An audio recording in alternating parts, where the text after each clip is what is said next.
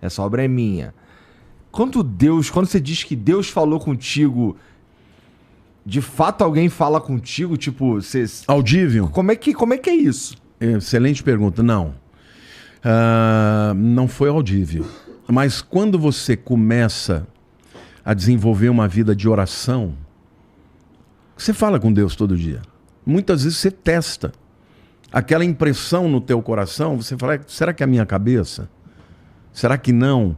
Será que é Deus falando? Aí ele te dá várias confirmações. Ele levanta uma pessoa que você nunca falou nada daquilo, Deus me mandou dizer isso, confirma aquilo. Então, depois de um certo tempo de comunhão com ele, você sabe quando ele está falando. E ele falou para mim, ele do nada falou assim, filho, isso que você está passando é porque eu vou te levar para um outro patamar. Qual que era a experiência que tu tinha com redes sociais, com internet, com criar conteúdo? Nenhuma, tinha muito pouco. Tinha começado no Facebook, mas meio a contragosto. A minha mulher chegou para mim um dia e falou, tô recebendo um vídeo aqui.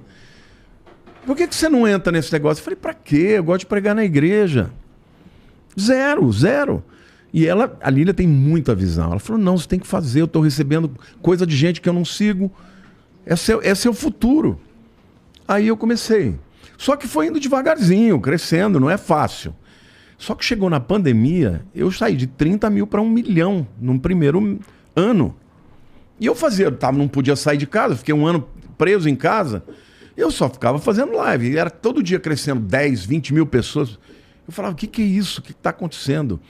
E foi algo extraordinário. Por quê? Porque quando a igreja pôde voltar, o primeiro batismo que eu fiz tinha 600 pessoas sendo batizadas de uma vez. Nós fomos para uma academia para batizar na piscina olímpica.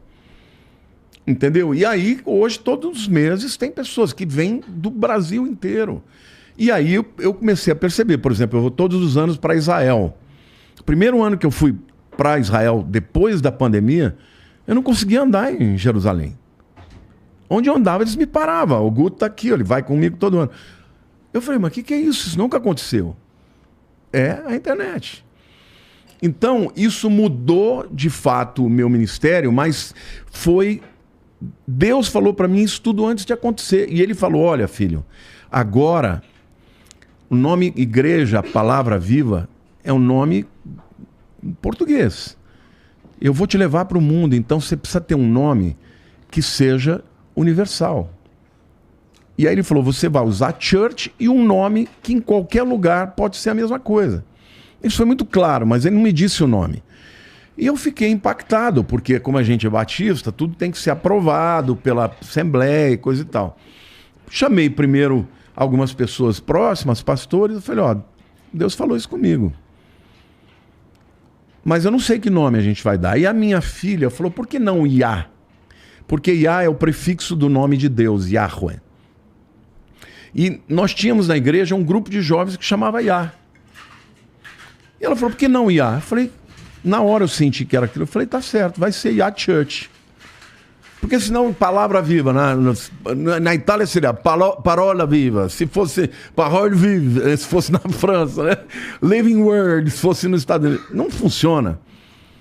Isso tudo vem assim, dentro do meu coração. Aí eu falei, Deus, se isso vem de ti mesmo, eu quero fazer a assembleia e eu quero ter pelo menos 70% de aprovação. Agora, você imaginando, nós fizemos isso em 3 cultos diferentes, porque não cabe tudo, né? Nosso tempo cabe 2.500 pessoas. Eu não tive uma pessoa contra. Foi 100%. Então eu entendi que Deus estava fazendo aquilo. E quando eu cheguei, eu fiz uma coisa inédita que ninguém faz. Eu falei assim, olha, para as pessoas da internet. Porque as pessoas falavam, você é meu pastor virtual, tal, milhares de pessoas. Eu falei, olha, eu vou começar a batizar online. Nunca vi ninguém fazer isso. Se você quer estar conosco, quiser fazer parte disso, você pega uma banheira aí, uma piscina, onde você estiver. O dia que eu estiver batizando aqui, todo mundo ao vivo, você vai estar aí. Aí as pessoas, mas isso pode? Eu falei, mas Jesus não curou a distância? Curou. E por que não pode batizar à distância? E nós começamos a fazer isso. E milhares de pessoas começaram a se batizar em todo o Brasil e no mundo. As pessoas mandando vídeo pra gente. Me batizei, agora sou da Yah Church. Aí eu falei, bom, agora tá na hora de eu começar a abrir igrejas nesses lugares. O que faz o que será que faz as pessoas... Bom, você vai falar que é a palavra de Deus, mas...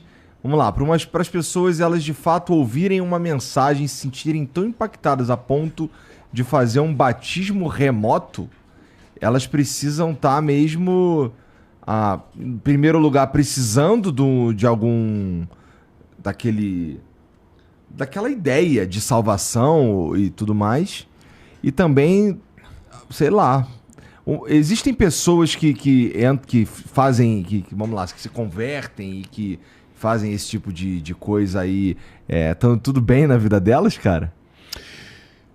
95% são as pessoas que estão com algum tipo de dor. Sem dúvida alguma. Jesus deixou claro isso. Quando ele se refere, inclusive, ele diz que é mais fácil passar um camelo por uma agulha do que um rico entrar no reino dos céus. O camarada que tem tudo, ele acha que não precisa de Deus, embora precise. No livro de Apocalipse tem uma igreja chamada de Laodiceia, que era uma igreja que ficava numa cidade muito rica. A cidade ela tinha uma universidade de medicina, tinha produção de colírio, era uma das cidades, hoje fica na Turquia, na época era a Ásia Menor. Ela tinha produção de linho, era uma cidade rica e, portanto, a igreja era rica. E Jesus fala para ela, tu me dizes, eu sou rico, não tenho falta de nada, sou abastado, mas você não sabe de uma coisa, que você é pobre, miserável, cego e nu. O que aproxima uma pessoa de Deus é a consciência de que precisa de um Salvador. O indivíduo que acha que está tudo bem, ele não procura Deus.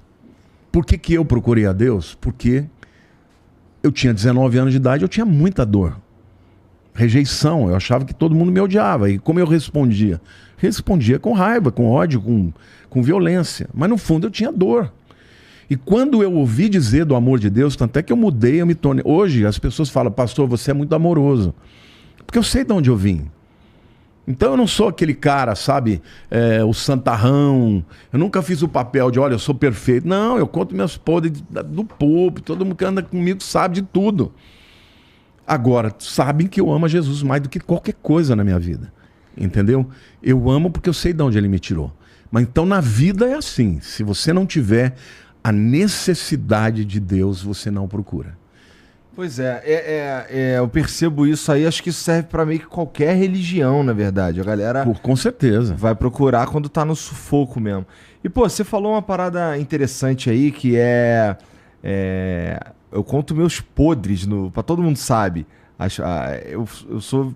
O que eu entendi livro disso, aberto. o que eu entendi disso eu falo o que eu tô pensando, eu falo o que eu tô sentindo. Eu, de certa forma, assim, eu sou um cara verdadeiro.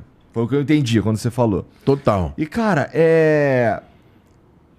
você acha que é uma maioria nas religiões, os líderes religiosos que estão falando a verdade, que estão sendo honestos? O que eu penso, Igor, é que em todos os setores da vida tem gente sincera e gente que não é sincera. Então, não é na religião, não é na política, é em qualquer área. Uma pessoa sincera, ela vai ser sincera sempre. Entendeu? A diferença, por exemplo, que Cristo fez na minha vida é que ele trocou a raiva pelo amor, mas eu sempre fui verdadeiro.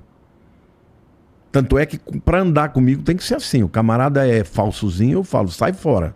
Não vai andar comigo. Se foi desleal, se foi um cara traíra, acabou, não vai andar comigo. Porque para mim tem que ser na lealdade. Agora, tá cheio de picareta em tudo quanto é lado, inclusive na igreja, porque a igreja pode se tornar um instrumento de poder, pode se tornar um instrumento de manipulação.